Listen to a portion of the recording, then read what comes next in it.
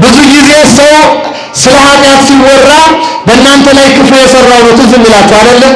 ጎረቤት ትዝ ይላል፣ ጓደኛ ትዝ ይላል፣ ወይ ልጅ ትዝ ይላል፣ ወይ አባት። ብቻ ሰው የራሱ ኃጢአት አይታይም።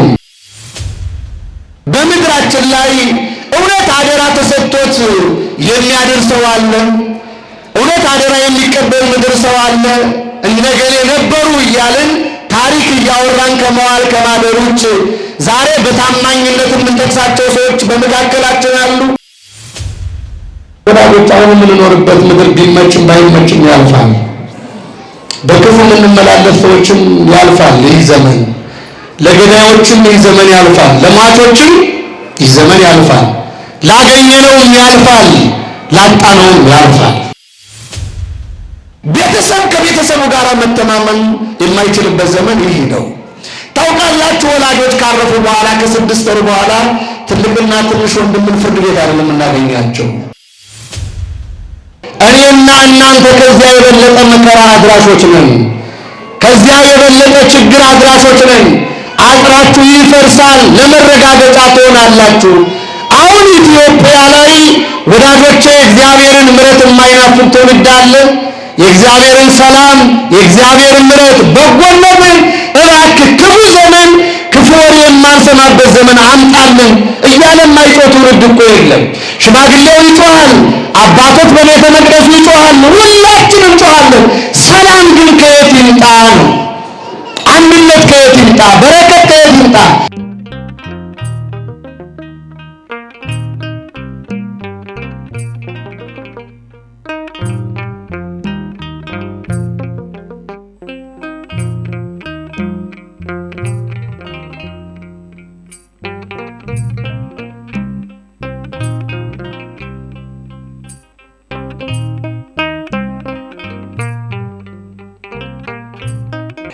በስመ አብ ወወልድ ወመንፈስ ቅዱስ አሐዱ አምላክ አሜን።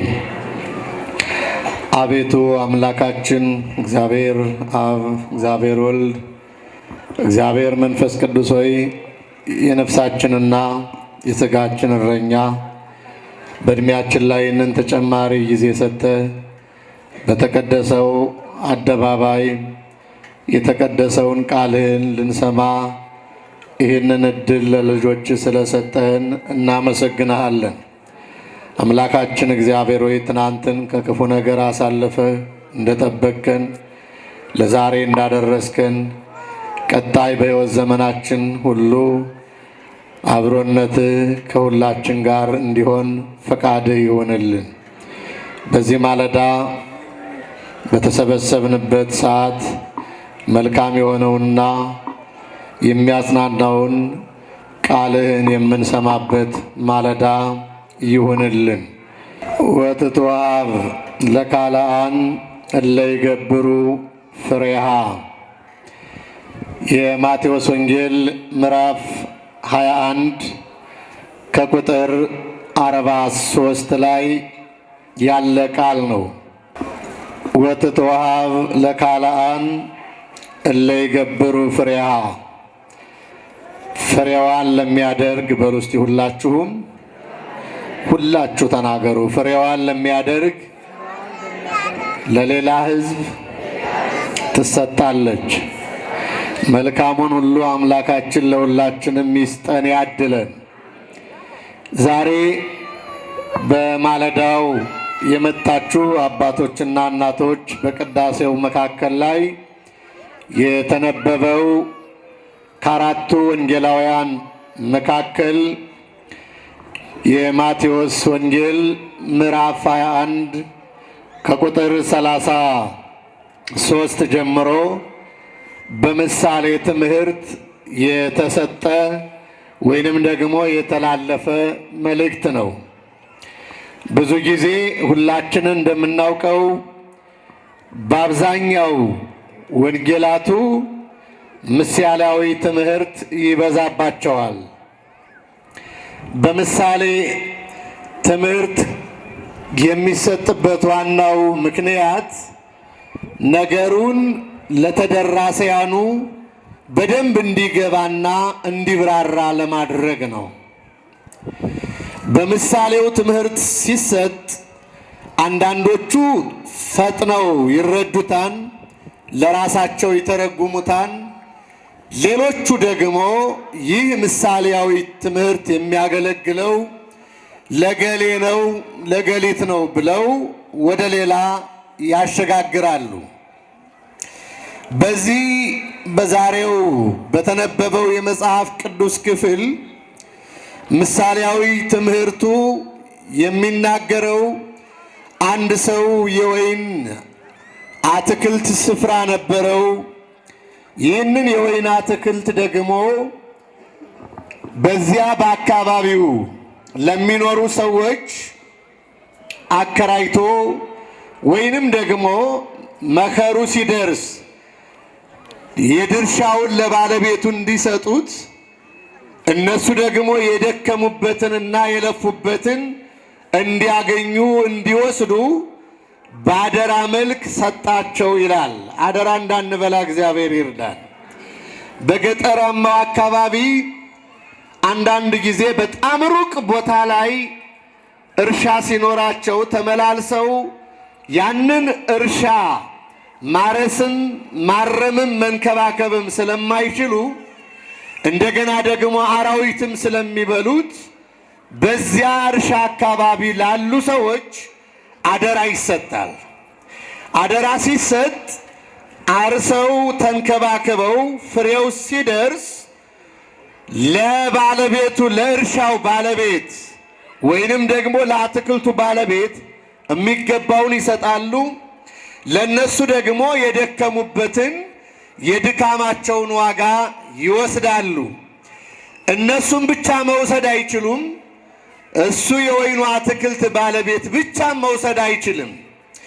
እሱ ባለቤት ሲሆን እነሱ ደግሞ ሰራተኞች ስለሆኑ ባለቤት የባለቤትነቱን ድርሻ፣ ሰራተኛ ደግሞ የምኑን ድርሻ ያገኛል? የሰራበትን የለፋበትን ዋጋ ያገኛል። ይህ ሰው በዚያ በቅርብ ቦታ ለሚኖሩ ሰዎች ያንን ወይን እንዲንከባከቡ እንዲጠብቁ እንደገና ፍሬ ማፍራት ሲችል መጥቶ እንደሚወስድና የድርሻቸውን ወስደው የድርሻውን ደግሞ እንደሚሰጡት ውል ከተዋዋሉ በኋላ ወደ ሩቅ ስፍራ ይሄዳል። ምክንያቱም እናንተ የነበራችሁበትን ቤት ወይንም የሰራችሁትን ቤት የሰራነውን ቤት ወደ ሌላ ቦታ መሄድ ብንፈልግ በዚያው አካባቢ ለሚኖሩ ሰዎች አከራይታችሁ ትሄዳላችሁ ማለት ነው። አከራይተን እንሄዳለን። እንዲሁ ደግሞ ተጓዳይ ሰው ካለ ማደራ ይህንን ቤት ምን እያልክ እያየህ እንድትጠብቅ ይህንን ቤት እንደው አደራህን ተመልከተው። ውስጥ ላይ የሚኖሩ ክራይ የሚከፍሉ አሉ። ግን ይህንን በየጊዜው ደግሞ እየሰበሰብክ ምን እንድትል እንድታስቀምጥ ተብሎ አደራ የሚጣልበት አለ። ዋና ደግሞ ተጠያቂ የሚሆኑ አካላቶች አሉ። ይህ ሰው እንደዚህ አድርጎ ያንን የወይን ስፍራ ለነዚያ ሰዎች አደራ ከሰጠ በኋላ ወደ ሩቅ ስፍራ ይሄድና እንግዲህ ወይን በስንት ዓመት እንደሚያፈራ በስንት ወር እንደሚያፈራ ጤፍና ስንዴ መቼ ተዘርቶ መቼ ፍሬው እንደሚያፈራ ይታወቃል። ሐምሌና ነሐሴ ላይ ከመግባቱ በፊት ወደ ሐምሌ መጀመሪያ አካባቢ ይዘራል። እንደየ አካባቢው ቆላማ የሆነ ስፍራ ራሱን የቻለ የሚወስደው ጊዜ አለ። ደጋማ የሆነው ስፍራ ደግሞ ራሱን የቻለ የሚወስደው ጊዜ አለ። ይህ ሰው የሚያፈራበትን ሰዓት ያውቅ ስለነበረ ይህ ሰዓት የወይኑ ፍሬ የሚያፈራበት ጊዜ ነውና አትክልቱን እንዲንከባከቡ አደራ የሰጠዋቸው ሰዎች አሉ። ስለዚህ ሂዱና ከዚያ ከገበሬዎቹ አደራ ከሰጠዋቸው ሰዎች ተቀብላችሁ ይዛችሁልኝ ኑ የድርሻዬን ብሎ መልእክተኞቹን ላካቸው። በዚህ ሰዓት እነዚህ መልእክተኞች ያው ተልከን የመጣ ነው እንደምታውቁት ይህንን ስፍራ ይህንን እርሻ ይህንን የወይን ቦታ የሰጣችሁ ጌታው ልኮን ነው የመጣ ነው አሉ። ስለዚህ ጌታው ልኮን ባለቤቱ ልኮን ስለሆነ የመጣ ነው። በዚህ ሰዓት ከናንተ የምንፈልገው ለባለቤቱ የሚገባውን ነገር እንድትሰጡን ነው ብለው ባለቤቱ በላካቸው ልክ መልእክቱን አደረሱ። በዚህ ሰዓት መሆን ያለበት ምንድን ነው? በጣም ጥሩ ነው። አምኖን ይህንን ንብረት ሰጥቶን ሂዷል። ስለዚህ የኛ የድርሻችን ይሄ ነው። የእሱን ድርሻ ደግሞ ምን በሉ ውሰዱ ነው ማለት ያለባቸው አይደለም። ይህንን ማለት ሲገባቸው ማለት የፈለጉት ይህ ሰውዬ ተመልሶ ይመጣ መረጃ ሊኖራቸው ላይኖራቸው ይችላል። በጥቅሉ የተላኩ መልእክተኞችን ምን አደረገ ይላል? እዚያ የተሰበሰቡ የወይኑን ስፍራ በአደራ መልክ እንዲጠብቁ አደራና ኃላፊነት የተሰጣቸው ሰዎች ምን አደረጉ ይላል? የመጡትን ሰዎች ደበደቧቸው ይላል። እግዚአብሔር ከዚህ ክፋት ይጠብቀን። ምን አሏቸው አልኳችሁ? ደበደቧቸው። የተላኩ መልእክተኞች ናቸው፣ ባለቤቱም አይደሉም። ወይንም ደግሞ የዚያ ባለቤት አገልጋዮች ናቸው። እንደ ሰውኛ ሊሆን የሚገባው የተቀበሉትን አደራ መስጠት ነው የሚገባቸውን። አንደኛ ነገ ከነገ በኋላ ይህንን ንብረት መውሰድ አይችሉም። የማን ስለሆነ? የሌላ ሰው ነው። ይህንን እንኳን መስጠት ባይችሉ የተላኩ መልእክተኞችን በአግባቡ መሸኘት ሲገባ መልእክተኞቹን ወገሯቸው ይላል። አንዳንዶቹን ገደሏቸው ይላል።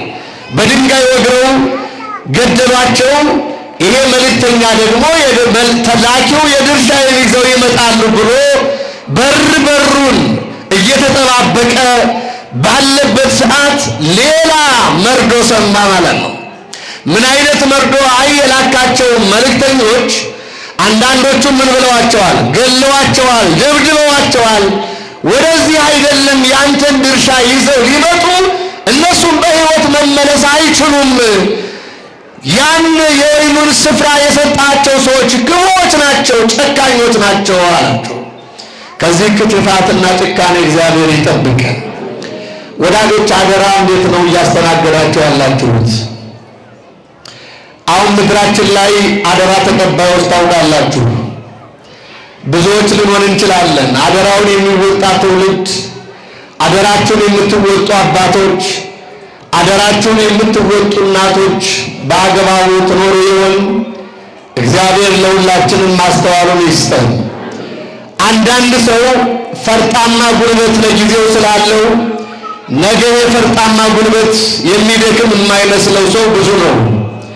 አንዳንዱ አሻግሮ የሚያይ ዓይን ስላለው ይህ ዓይን በቃ በተባለ ሰዓት ነገ እንደሚደበዝዝ የማይገባው ሰው ብዙ ነው። አንዳንዶች ዛሬ ሙሉ ጤነኛ ሆነን ስንንቀሳቀስ ነገ የጤና ማጣት እንደሚገጥመን የማንረዳና የማናውቅ ሰዎች ቁጥር ስፍር የለንም። እግዚአብሔር የልቦናችን ዓይኖች ይክፈትልን። እነዚህ ሰዎች ነገ የሚሆነውን እያዩ አይደለም፣ ነገ የሚመጣውን እያሰቡ አይደለም። እያዩ ያሉት ለዕለቱ እየቀጠፉ የሚበሉትን ነው። ለዕለቱ ከወይኑ ፍሬ የሚበሉትን፣ የሚመገቡትን፣ የሚጠጡትን፣ የሚበሉትን ለጊዜያዊ ደስታ የሚሆናቸውን ብቻ ነው የሚመለከቱት። ያ ደስታ እንደሚያልፍ የሚያዩ ሰዎች አይደሉም። ወዳጆች አንዳንዴ በዓለማዊ ደስታ ስትዋጡ ይህ ደስታ ነገ እንደሚያልፍና ነገ ሌላ ቀን እንደሚመጣ እንረዳ ይሆን? ዓይኖቻችን እግዚአብሔር ይክፈትልን። አንዳንዶቻችን ማሰብ ያቃተን የነገን ነው። ዛሬ ያገኘ ሰው ነገ የሚያጣ አይመስለው። ዛሬ ያጣም ሰው ደግሞ ነገ የሚያገኝ አይመስለው። ያገኘ ሰው ጥጋቡ ከልክ ያልፋል፣ ርኅራኄ ከልቡ ይጠፋል። ዛሬ በቤቱ ያከማቸውን ንብረትና የሰበሰብነው ነገር ሁሉ ነገ በሆነ መንገድ እንደሚበተን የማይገባን ሰዎች ብዙዎች ነን። አንዳንዱ ደግሞ ሲያጣ ይህ ማጣት ነገ ደግሞ እንደሚያልፍ የማይገባንም ብዙዎች ነን። እግዚአብሔርን በትዕግስት መጠባበቅ ያቃተን ትዕግስተኞች ያድርገን።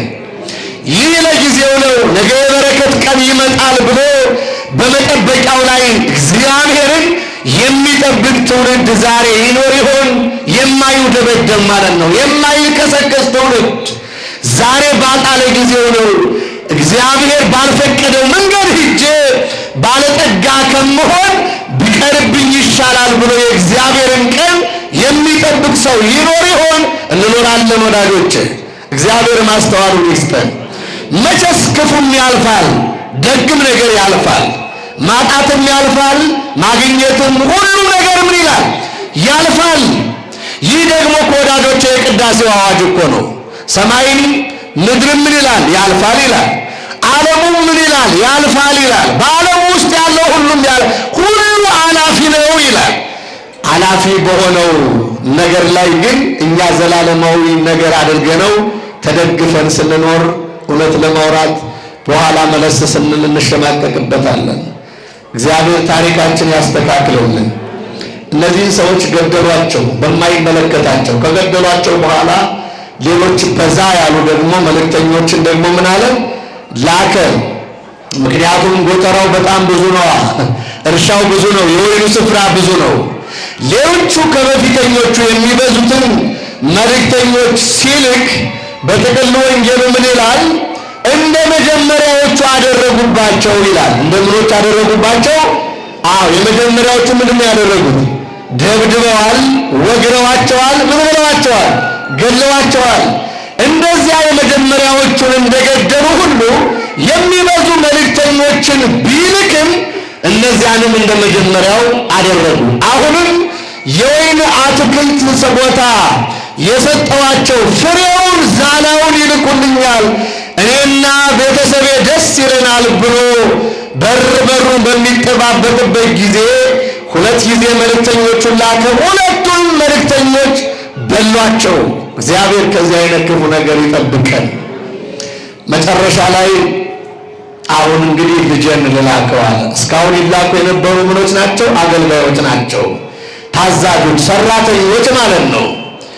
በሰራተኝነት በአገልግሎት የተመደቡ ናቸው። መጨረሻ ላይ የወለደውን ልጁን ላከ። ምክንያቱም ድንገት የተላኩት መልእክተኞች አያደርሱም ብለው አስበው ይሆን? እንዴት በጣም የሚራራ ልብ ያለው በጣም የሚገርም እኮ ነው። 2 ጊዜ ተልኮ በብዙ ቁጥር ያላቸው ናቸው፣ ከ10 በላይ ናቸው። እነዚህም መልእክተኞች ገለው እንደገና መጨረሻ ደግሞ ማንን መላክ ጀመረ? የወለደውን ልጁን መላክ ጀመረ። ልጁን የላከበት ምክንያት ምንድን ነው? እነዚያ አገልጋዮች ስለሆኑ ባያደርሱ መልእክቱን የሰጠናቸውን ደግሞ የወይኑን ፍሬ ባይወስዱለትስ ብለው ሊሆን ይችላል። ለመላኬም ደግሞ ማረጋገጫ ላይኖራቸው ይችላል። ስለዚህ ሌላውን ልተውና ልጄን ልልክ ይገባል በማለት መጨረሻ ላይ በሶስተኛ ማንን ላከ? ልጁን ላከ። ልጁን በላከ ጊዜ ገና ከሩቅ አዩት ይላል። ከሩቅ አይተው ምን አሉት? አወቁት ይላል። ልጁን ያውቁታል። ልጁን ብቻ አይደለም፣ እነዚያን መልእክተኞችን በትክክል እንደተላኩ የሚያውቁ ናቸው። ሆን ብለው ነው ተንኮል የሰሩባቸው። ከተንኮለኛ እግዚአብሔር ይጠብቃችሁ። ልጁን በሩቅ ባዩ ጊዜ ኑና አሉ። እስካሁን ይመላለሱ የነበሩት መልእክተኞች ናቸው፣ አገልጋዮች ናቸው፣ ሰራተኞች ናቸው። አሁን ግን ማን መጥቷል? ልጁ መጥቷል። ልጁ ደግሞ ምንድነው? የባለቤቱ ወራሽ ነው። እስካሁን መልእክተኞቹ ከዚህ አካባቢ ቢኖሩም እንኳ ይህንን ወይን ስፍራ የመጠየቅ መብት የላቸውም። አሁን ግን መብት ያለው መጥቷል አሉ። ምን ስለሆነ? ልጅ ስለሆነ መብት ያለው ስለመጣ ይህ ደግሞ መብት ካለው ይወርሳል። ይህንን የወይን ስፍራ ለዘላለም እንድንጠቀም ወራሽ የሆነውን ምን እንበለው? እንግደለው ይችላል። ምን አይነት መከራ መግዛት ነው! ሰው የወይን ስፍራ ሰጥቶ አገልጋዮቹንም እንደገና ልጅንም ማጣት ማለት ነው። በዚህ ሰዓት ወደዚህ ተሰብሰቡና የእስካሁኑ የመጡት መልእክተኞች ወራሽ ያልሆኑ ናቸው። አሁን ግን ወራሽ መጥተዋል። ይህም ወራሹን ከገደልና ካጠፋን በዚህ የወይን ስፍራ ላይ በዚህ አትክልት ስፍራ ላይ ጠያቂ የለንም። ለዘላለም ጠያቂ እንዳይኖር ዘላለም ይህንን ስፍራ ይዘነው እንድንኖር አሉ። እነሱ ዘላለማዊ መሆናቸውን እነሱ ዘላለማዊ ሰዎች አይደሉም። የዘላለም ወራሹን ግን ማስወገድ አለብን አሉና እንደመጣ ከወይኑ አትክልት ስፍራ ወደ ውጭ አውጥተው ምን አሉት ይላል? ገደሉት ይላል። ወደ ውጭ አውጥተው የገደሉበት ዋና ምክንያት የሰው ደም ስለሆነ የወይኑን አትክልት ስፍራ ግቢ ውስጥ ላይ ከፈሰሰ ያ ወይኑ ስለሚደርቅ ወይኑን እንዳያደርቀው አትክልቱን እንዳያደርቀው ወደ ውጭ አወጡና ምን አደረጉት ይላል? ገደሉት ይላል። ከአትክልቱ ይልቅ ማን ቀሎባቸዋል ማለት ነው? ያ ሰው የሚባለው መልእክተኛው ቀሎባቸዋል። ወዳጆች አሁን ያለንበት ትውልድ ነው። ከአትክልቱ ይልቅ ሰው የቀለለበት ትውልድ እየበዛ መጥቷል። ቁሳዊ ከሆነው ነገርና ባሪያ ሥላሴ ከተፈጠረው የሰው ልጅ ወዳጆች የትኛው እየገዘፈ የትኛው እየከበደ የትኛው ከበሬታ እያገኘ መጥቷል። እግዚአብሔር ዓይኖቻችን ይክፈትልን። መልእክተኞችን ገሎ ከዚያ በኋላ እንደገና ልጅንም ከአትክልት ስፍራው ወጣ አደረጉና ገደሉት ይላል። ከዚያ የገደሉበት ዋናው ምክንያት ያንን ቦታ ምን ለማድረግ ነው? ለመውረስ ነው። ወዳጆች በእንደዚህ አይነት ሁኔታ እነዚህ ሰዎች ስንመለከትና ስናያቸው ምን አይነት የጨከኑ ናቸው እንላለን። ምን አይነት የከፉ ናቸው እንላለን። ለምን ካልን መልካም የተደረገላቸው የወይን ስፍራ ወይንም ደግሞ አትክልት ባደራ መልክ የተቀበሉ ያንን በጊዜው ሊመልሱ ውል የወሰዱና ውል የፈጸሙ ሰዎች ናቸው። በመጨረሻ ግን ውላቸውን አፈረሱ። ውሉን የሚያፈርስ ትውልድ በምድሪቱ ላይ እንዳይበዛ እግዚአብሔር ምድራችንን በምሕረቱ ይጎብኝልን። እርግጥ እንደዚህ እንላለን እንጂ ውል ጠባቂ ምድር ላይ ዛሬ የት አለና ነው? በምድራችን ላይ እውነት አደራ ተሰጥቶት የሚያደርሰው አለ? እውነት አደራ የሚቀበል ምድር ሰው አለ?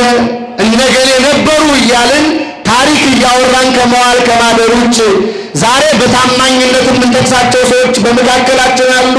በጎረቤት አይደለም እናንተ በምዕመናን ደረጃ በአገልጋዮች ደረጃ እንኳ የሚታመን ታማኝነት የሚጣልባቸው አገልጋዮች እየጠፋን ያለንበት ዘመን አይደለም እንዴ? እግዚአብሔር ሁላችንን የሚርዳን። እውነቱን ካወራን ማለት ነው። የትኛው ሰውን አደራ እየተወጣ ያለው አደራ ሊጣልበት የሚችል ታማኝ እርሱማ ልክ ነው ይገባዋል የሚባል አይ እሱ እኮ አይነካም እሷማ ለዚህ በዚህ አትደራደርም የምንባል ሰዎች እንኖራለን። ዛሬ እኮ ሰው ሁሉ እንደ አውሬ እየተጠባበቀ ነው የሚኖረው። ቤተሰብ ከቤተሰቡ ጋር መተማመን የማይችልበት ዘመን ይህ ነው።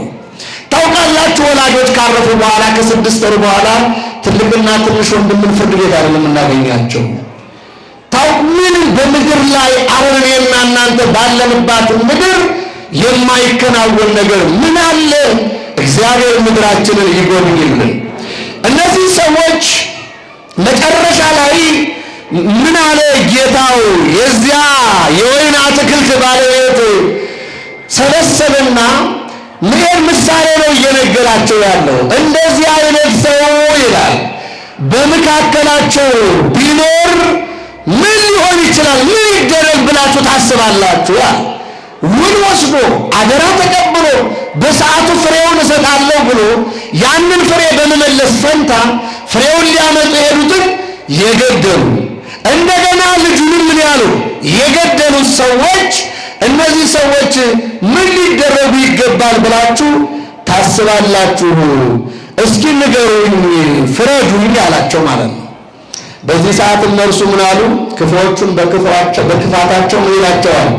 ያጠፋቸዋል አለ። የወይኑንም አትክልት ፍሬውን በየጊዜው ለሚያስረክቡ ለሌሎች ምን ይላል? ይሰጣል። እነዚህ ሰዎች ምን አይገባቸውም?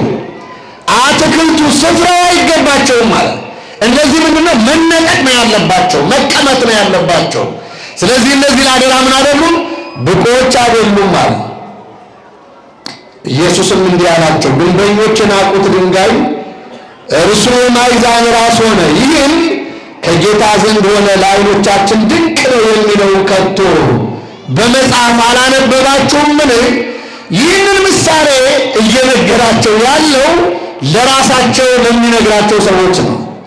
ስለዚህ እላቸዋለሁ አለ የእግዚአብሔር መልእክት ወደ እያንዳንዳችን ወደ ትውልድ ሁሉ በብሉይ ኪዳንም በአዲስ ኪዳንም መጥቷል።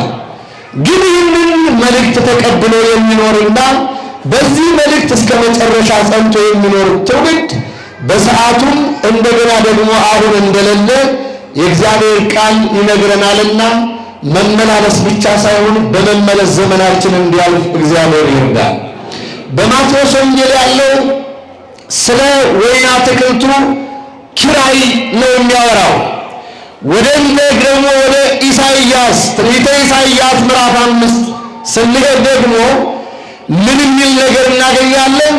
የወይኑ አትክልት በጊዜው ፍሬውን አለመስጠት ነው የምንመለከተው።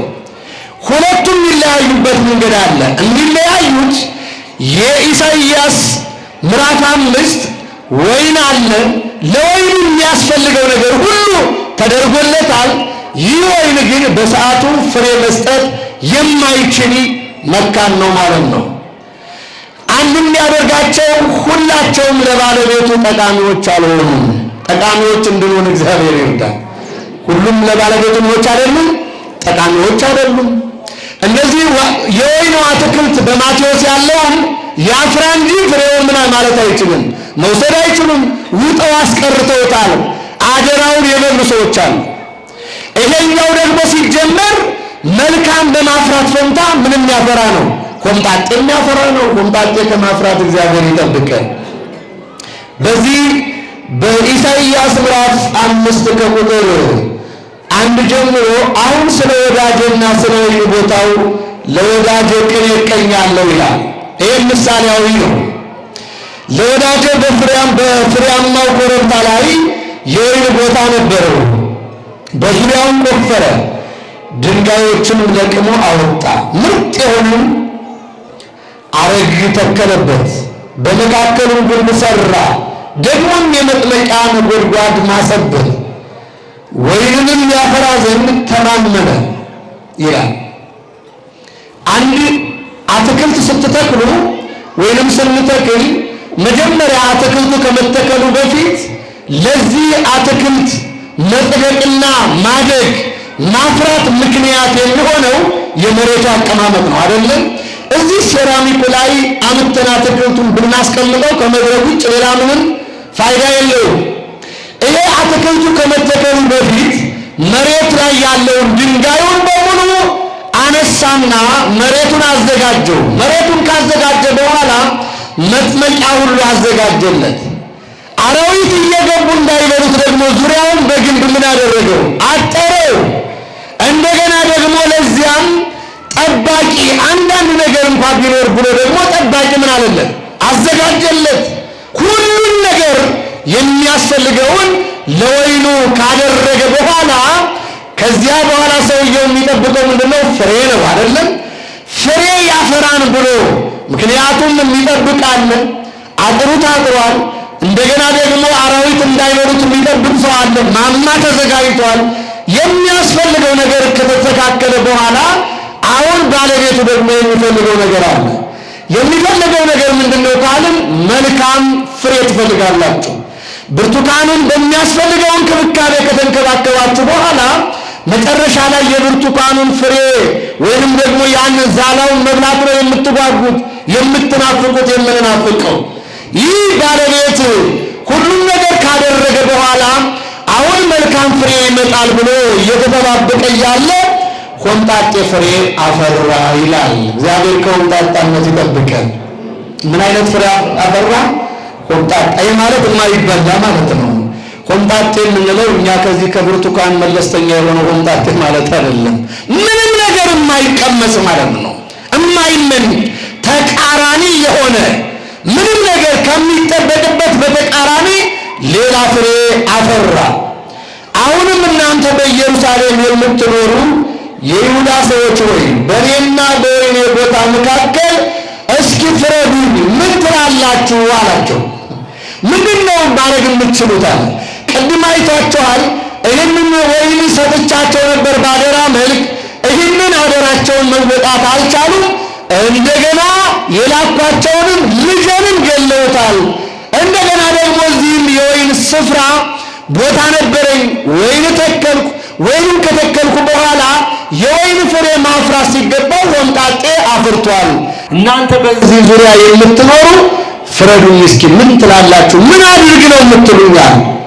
ይህንን ካለ በኋላ ለወይኔ ያላደረግኩለትን እስኪ ከዚህ ሌላ አደርግለት ዘንድ የሚገባኝ ነገር ምንድን ነው? ወይንም ያፈራል ብዬ ስተማመን ስለምን ሆምጣጤ ያፈራ? ከኔ ጉድለት አለ ወይ? እናንተ ታውቃላችሁ። ሁሉን ነገር አስተካክያለሁ። ሁሉን ነገር ካስተካከልኩ ማፍራት የሚጠበቅበት ፍሬ አለ። እሱን ማምጣት አልቻለም። በዚህ ፈንታ እናንተም ደግሞ እስኪ ፍረዱና ሌላ አሻሽ የማስተካክለው ነገር ካለ እስኪ እናንተ ንገሩኝ ብሎ አሁንም እነዚህን ሰዎች ደግሞ ሁለተኞቹን ይጠይቃቸዋል። አሁንም በወይኔ ላይ የማደርገውን እነግራችኋለሁ አለ። እነዚህ ሰዎች ምላሽ መመለስ አልፈለጉም። ምክንያቱም ሌላ የሚደረግ ነገር የለም። በዚያ ዘመን የሚደረገውን ነገር ሁሉ አድርጓል። ጉድጓዱ ተምሷል፣ ውሃ ይጠጣል፣ አጥሩ ታጥሯል፣ የሚጠብቋሉ፣ የሚንከባከባሉ። በየጊዜው በባለቤትነት ይህንን ወይን የሚንከባከቡ ሰዎች ስላሉ አይ ይህንን ብታደርግ ጥሩ ነው ማለት አይችሉም። ሁሉም ነገር ምን ሆኗል ማለት ነው? ተስተካክሏል፣ ተሟልቷል። ከዚያ በኋላ መልስ ሲጠፋ እንዲህ የሚል ቃል ተናገረ። አሁንም በወይኔ ላይ የማደርገውን እነግራችኋለሁ አለ። አጥሩን እነቅላለሁ አለ። ምክንያቱም መልካም ፍሬ ማፍራት አቁሞ ሆምጣጤ ካፈራ ይሄ ምንም ስለማይጠቅም አጥሩን ምን አደርገዋለሁ? እነቅለዋለሁ። እግዚአብሔር አጥራችንን ይጠብቅልን። አጥሩን እነቅለዋለሁ፣ ለመሰማሪያም ይሆናል። ቅጥሩንም አፈርሰዋለሁ፣ ለመራገጫም ይሆናል። ባድማም አደርገዋለሁ፣ አይቆረጥም፣ አይኮተኮትም። ኩርንችትና እሾህ ይበቅልበታል። ዝናቡንም እንዳያዘንቡ ደመናዎችን ምን እላለሁ? አዛለሁ ይላል። የሚጠበቅብኝን ሁሉ አድርጌ ይህ ደግሞ ወይን የሚጠበቅበትን ፍሬ የማይሰጥ ከሆነ እንክብካቤውን ማድረግ አለበት፣ መቆም አለበታል። ዝናምን ከሰማይ እያወረድኩ ማጠጣው እኔ ነኝ። ስለዚህ ዝናማት ምን ይላሉ? ይከለከላሉ። ወደ ውስጥ እየገቡ አራዊት እንዳይበሉት አጥር ታጥሮ ነበር። አጥሩንም ምን አደርገዋለሁ? አፈርሰዋለሁ፣ እምለዋለሁ፣ እነቃቅለዋለሁ። ማንም እየገባ ምን ይለዋል? ይረጋግጠዋል፣ ይረገጣል። በየጊዜው ደግሞ አረም ይታረምና እንክብካቤ ይደረግለት ነበረ። እሱም እንደፈለገው እንዲሆን ኩርንችት ይባላል። ይሄ ማለት በጣም ሰላም የሚነሳ እሾህ ነው። ከነገራችን ላይ እነዚህ ሁሉ በዙሪያው ይበቅሉበታል ይሆናል። መጨረሻ ላይ ይሄንን ምሳሌያዊ ንግግር ይነግራቸዋል። የሰራዊት ጌታ እግዚአብሔር የወይን ቦታ እርሱ የእስራኤል ቤት ነው። እነዚህ ሰዎች እንዲህ አይነት ምሳሌ ሲሰሙ የሚመስላቸው ምንድን ነው? ሌላ ሰው ነው አሻግረው የሚያዩት። ይሄ ወይን ስፍራ እየተባለ ያለው ማን ነው ማለት ነው? ቤተ እስራኤል ነው። ፍሬው ደግሞ ይሁዳ ነው። ስለዚህ እስራኤላውያን ነቢያት ተመድበውላቸው፣ ካህናት ተመድበውላቸው፣ ቤተ መቅደሱ ተሰጥቷቸው እያለ ቤተ መቅደሱንም መጠቀም አልቻሉም፣ ነቢያትንም መጠቀም አልቻሉም፣ ካህናቱንም መጠቀም አልቻላችሁም ይላቸዋል።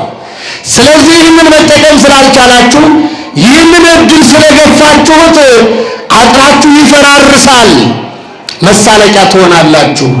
ስለዚህ ያገኘ ሁሉ ይገዛችኋል፣ መረጋገጫም ትሆናላችሁ የሚለውን ቃል ለነሱ ለራሳቸው ይሰጣቸዋል። እንደምታውቁት እስራኤል ብዙ ጊዜ በምርኮ ነው ዘመናቸውን የሚያሳልፉት።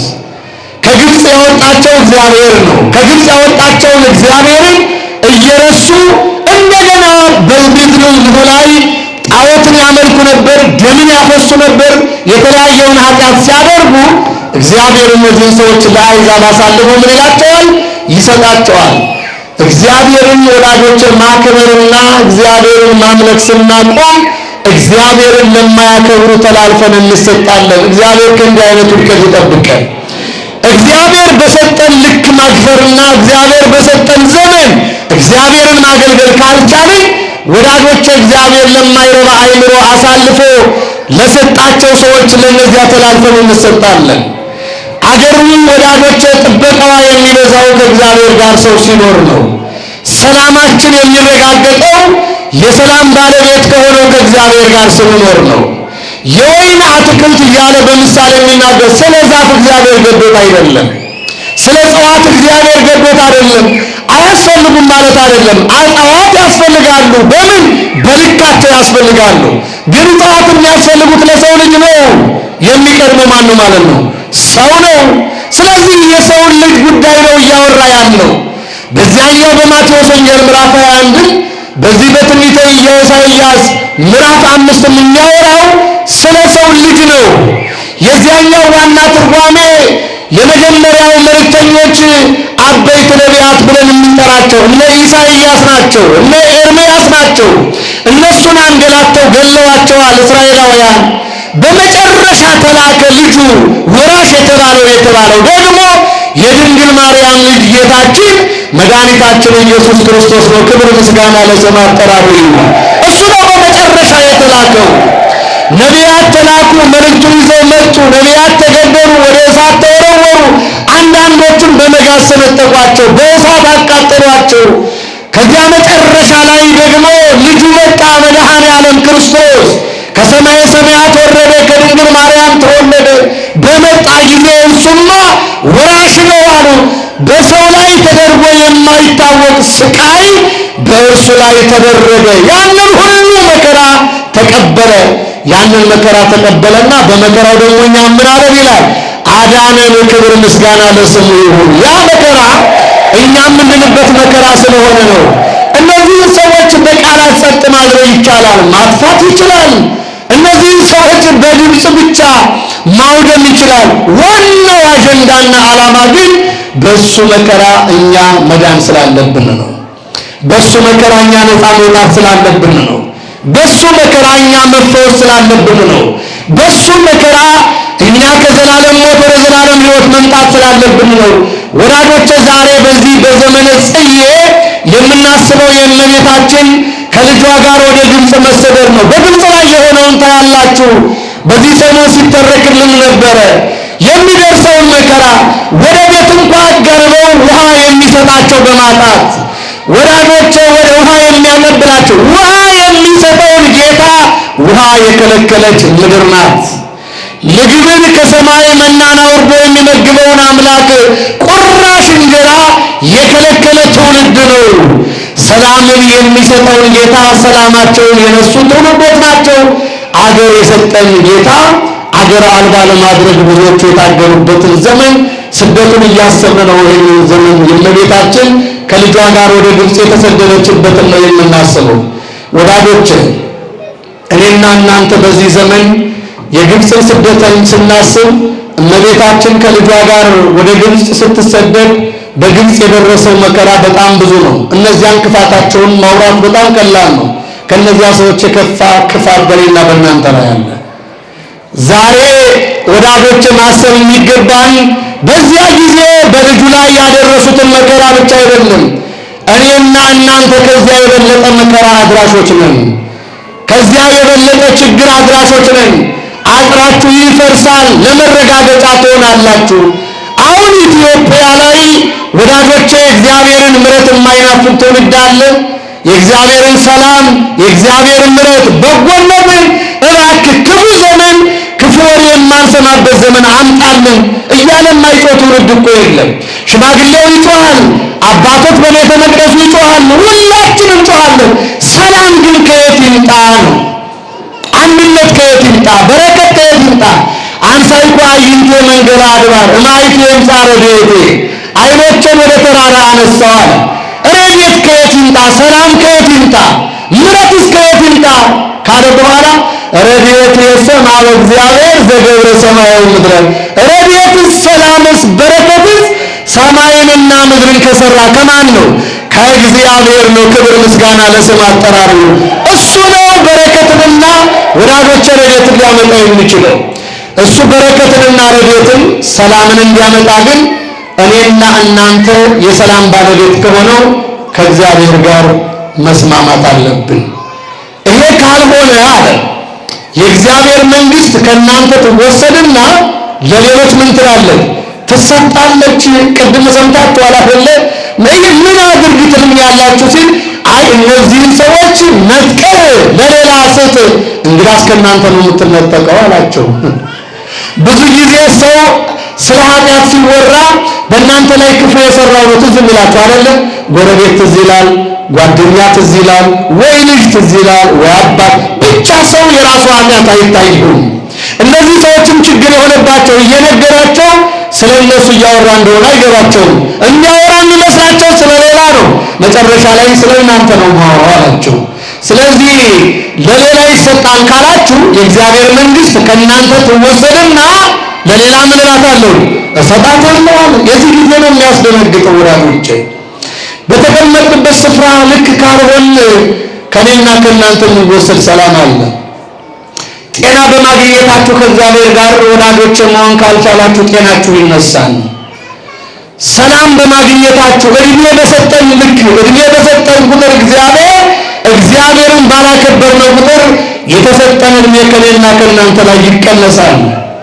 በብዙ በረከት የተባረክን ሰዎች አለን። እግዚአብሔር የባረከን በስጋም በነፍስም ያንን በረከት በአግባቡ መጠቀም ካልቻለን ከጓዳችን ያን በረከት እግዚአብሔር ነጥቆ ይወስደዋል። እግዚአብሔር ከዚህ ይጠብቀን። የማይወሰን የሚመስላቸው ሰዎች በጣም ብዙዎች ናቸው። በልተውት እንኳን ንብረታቸውን አያልቅም ብለው በትምክህት የሚናገሩ ሰዎች ቁጥር ስፍር የላቸውም። እሱ ባያልቅ እናንተ ታልቃላችሁ ወላጆች። የሰበሰብነው ባያልቅ እንኳን የእናንተ ታልቃለን። ምክንያቱም የኔና የእናንተ ነፍስ በማን እጅ ናት? በእግዚአብሔር እጅ ነው። እድሜያችን ተቆጥሮ የተሰጠን በማን ነው? በእግዚአብሔር ነው። ዓለማት በሙሉ ተሰብስበው የተለያየ ቴክኖሎጂን በመጠቀም ብዙ ነገር ሊያደርጉ ይችላሉ። ዓለማትን የሚመሩ መሪዎች ግን ተሰብስበው ለሰው አንድ ቀን መስጠት ይችላሉ ወይስ አይችሉም? ይችላሉ አይችሉም? ቀን መስጠት ይችላሉ? አይችሉም። የቀን ባለቤት ማን ብቻ ነው? አረ ክብር ምስጋና ለስሙ። እሱ ብቻ ነው የቀን ባለቤት። የዛሬዋን ቀን የሚያዝባት መድኃኔዓለም እግዚአብሔር ብቻ ነው። የነገዋንም የሚያዝበት ማን ብቻ ነው? እግዚአብሔር ብቻ ነው። በእኔና በእናንተ ሕይወት የሚያዝማን ነው ወዳጆቼ። እግዚአብሔር ከሆነ የቀን ባለቤት በእኔና በእናንተ የሚያዘው እሱ ባለቤቱ ከሆነ እንደው እኔና እናንተ ለባለቤቱ ምቹ ሰዎች ነን ወይ ነው? እውነት ለማውራት አሁን የቤተ መቅደስ በጣም ብዙ ሰው ነው ያለው። በሺህ የሚቆጠር ሰው አለ ዙሪያው፣ በላይኛው ቤተክርስቲያንም እዚህም በሌላው ቦታ ላይ። በቤተ መቅደሱ የምናገለግለው ሰዎችን ቤተ መቅደሱ እስከሚጠበን ድረስ ነው ካህናቶቹ ያለ ነው። ግን ውስጣችን ላይ ምን ተደንቅኖ የሆን ነው የምንፈልገው ነገር የማይመጣው ተሩ ምን ሊሆንለት ልባችንን ምን አይነት ድንጋይ ዘግቶት ይሆን? እግዚአብሔር ምሕረቱን ያብዛልን። ወዳጆች አይሰለችም? በየጊዜው ክፉ ነገር እየሰሙ መኖር፣ እድሜ ማራዘም፣ ሞትን እየሰሙ በሽታን እየሰሙ ጦርነትን እየሰሙ ቸነፈርን እየሰሙ መለያየትን እየሰሙ መኖር፣ አለመረዳዳትን እየሰሙ እያደረጉ መኖር፣ መገፋፋትን ገንዘብ አድርጎ መኖር፣ በቋንቋና በዘር እየተከፋፈሉ መኖር፣ ሁልጊዜ የሰውን ደም መፋሰስ እያዩ እያደረጉ መኖር። ከዚህ የበለጠ የሚሰለች ኑሮ አለ? በዚህ ዘመን እግዚአብሔር ይህችን ምድር ጎብኛት የሚል ሰው እንዳለ ሁሉ እባክህ ደግሞ ዘመኔን አርዝም የሚል ምን የሚያስደስት ዘመን ነው። እግዚአብሔር ማስተዋሉን ያብዛልን። ወዳጆች አሁን የምንኖርበት ምድር ቢመችም ባይመችም ያልፋል። በክፉ የምንመላለስ ሰዎችም ያልፋል ይህ ዘመን። ለገዳዮችም ይህ ዘመን ያልፋል። ለሟቾችም ይህ ዘመን ያልፋል። ላገኘነውም ያልፋል፣ ላጣነውም ያልፋል። ምድር ላይ ምንም የማያልፍ ነገር የለም። ወጣትነትም ያልፋል። ደምግባት ከንቱ ነው አይደል የተባለው? ምድር ላይ አለን የምንለው ነገር ሁሉ ወዳጆች አላፊና ጠፊ ነው። የማያልፈው የእግዚአብሔር መንግሥት ብቻ ነው። ክብር ምስጋና ለስሙ አጠራሩ ይሁን። እሱን ተስፋ አድርገን እንድንኖር እግዚአብሔር ይርዳል። ምድራችን በምሕረት እንድትጎበኝ፣ ምድራችን በበረከት እንድትጎበኝ ሁላችንም የበኩላችን አስተዋጽኦ እናድርግ። በፍቅር እንኑር፣ በንስሐ እንመላለስ። ወደ ቅዱስ ሥጋውና ወደ ክቡር ደሙ ምን እንበል? እንቅረብ። እኔና እናንተ መኖራችን ኢትዮጵያ አዲስ አበባ ብቻ አይደለችም። የኔና የእናንተ ሀገራችን በየት ነው? በሰማይ ነው አይደለም? እና ሀገሩ በሰማይ የሆነ ሰው እንደ ልቡ ደልቃቃ አይደለም ማለት ነው። ተንደላቆ አይኖርም። እንደ ልቡ ተናጋሪ አይደለም። እንግዳ እንዴት ብሎ እንደሚቀመጥ ታውቃላችሁ። አነጋገሩ ቁጥብ ነው፣ አቀማመጡም በዛው ልክ ነው። እናንተ ቤታችሁ ላይ ስትቀመጡና ሌላ ሰው ላይ ቤት ሄዳችሁ ስትቀመጡ እኩል አይደለም። ስለዚህ እኔና እናንተ ለዚች ምድር እንግዶች ነን፣ መጻተኞች ነን። ዘላለማዊ መኖሪያችን አገራችን በሰማይ ነውና ከኔና ከእናንተ ያለችው የእግዚአብሔር መንግሥት እንዳትወሰድ አጥብቀን ተጠንቅቀን ልንጠብቃት ይገባል። ያስተማረን የእግዚአብሔር አብ የእግዚአብሔር መንፈስ ቅዱስ ረድኤት በረከት ፍቅር የእመቤታችን የቅድስተ ቅዱሳን የድንግል ማርያም ምልጃና ጸሎት የሰማዕቱ የቅዱስ ጊዮርጊስ ደግሞ ረድኤት በረከት ከሁላችን ጋር ይሁን። ወስብሐት ለእግዚአብሔር።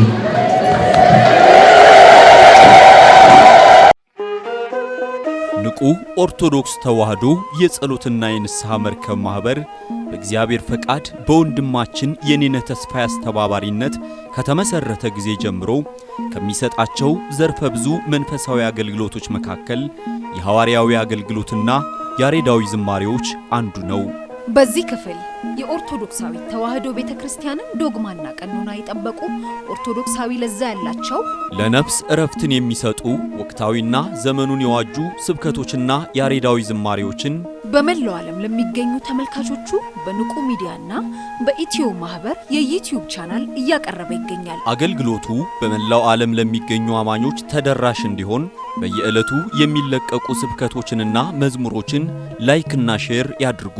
እንዲሁም የዩቲዩብ ቻናላችንን ሰብስክራይብ በማድረግ የዚህ ታላቅ አገልግሎት ባላሻራ ይሁኑ።